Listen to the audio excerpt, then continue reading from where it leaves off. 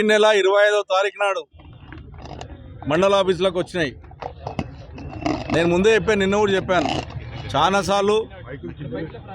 చాలాసార్లు కళ్యాణ షాద్ ముబారక్ మీరు లేట్ చేస్తూ ఉన్నారు, ప్రజల్ని ఇబ్బంది పెడతా ఉన్నారు, కాబట్టి మీరు ఇమ్మీడియట్గా ఇవ్వమని చెప్పి కలెక్టర్ గారిని, ఎంఆర్ఓ గారిని, ఆర్డీఓ గారిని అడగడం జరిగింది.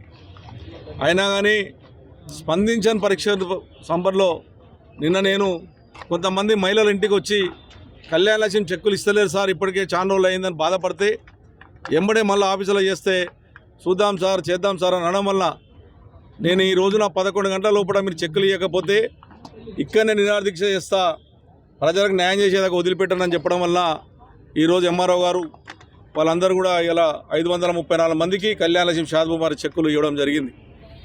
నేను ఒక ఆఫీసర్ నిన్న మరి ఆఫీసర్లు ఏం చేస్తుండ్రో, వాళ్ళకి ఏం అవగాహన ఉందో మీరే ఆలోచన చేయాలి. పోయిన నెల 25వ తారీఖు నాడు చాలా క్లియర్గా రాసి ఉంది, 21వ తారీఖు, మరి ఈరోజు 26వ తారీఖు, 27వ తారీఖు, మరి నెల రోజులు ఉంచుకున్నారా లేదా? దాన్ని కొంతమంది వాట్సాప్లో దింపుడు 10 రోజులు అయింది, 4 రోజులు అయిందని, ఇటువంటి దుర్మార్గమైనటువంటి విషయాలలో ప్రజలను ఇబ్బంది పెట్టి ప్రజలకున్న కష్టాలను తీర్చేపోయే అవకాశం లేకుండా ప్రజలను కష్టపడి ప్రయత్నం చేస్తూ ఉన్నారు. ఇది మంచి పద్ధతి కాదు. ఎమ్మెల్యే గారు ఇవ్వాల్సినటువంటి చెక్కులు ఇవి. యాక్చువల్గా హైకోర్టు ఆర్డర్ ఉంది, గవర్నమెంట్ జీవో ఉంది, ఎమ్మెల్యేనే కళ్యాణ లక్ష్యం షాద్ ముబారక్ చెక్కులు ఇవ్వాలి. అయినా కానీ ప్రజలకు ఇబ్బంది జరగొద్దు అనే ఉద్దేశంతో నేను ఎవరు వచ్చినా సరే ఇవ్వండి, నేను రాకున్నా సరే మీరు ఇవ్వండి, మా పబ్లిక్ ఇవ్వండి అని చెప్పి నేను చెప్తే కనీసం పట్టించుకున్న పాపన ఓనందుకే నిన్న నిర్ణయం తీసుకున్నాను. ఇవాళ మా ప్రజలకు 534 మందికి ఇవ్వడం నాకు సంతోషకరం ఉంది. నిజంగా మరి ప్రభుత్వం వచ్చిన తర్వాత గత ప్రభుత్వంలో ఉన్నటువంటి కేసీఆర్ గారు 1,16 చేశారు.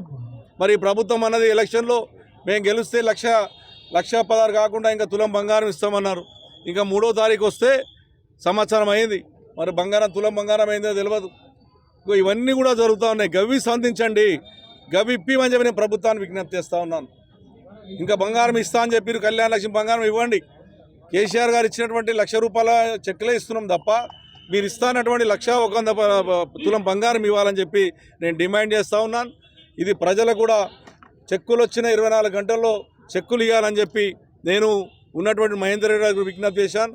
రాజకీయాలకు మేము ఎట్టి పనులు రాజకీయాలు చేయాలంటే ఎన్నో చేయగలం, కానీ రాజకీయాలు చేయవద్దు.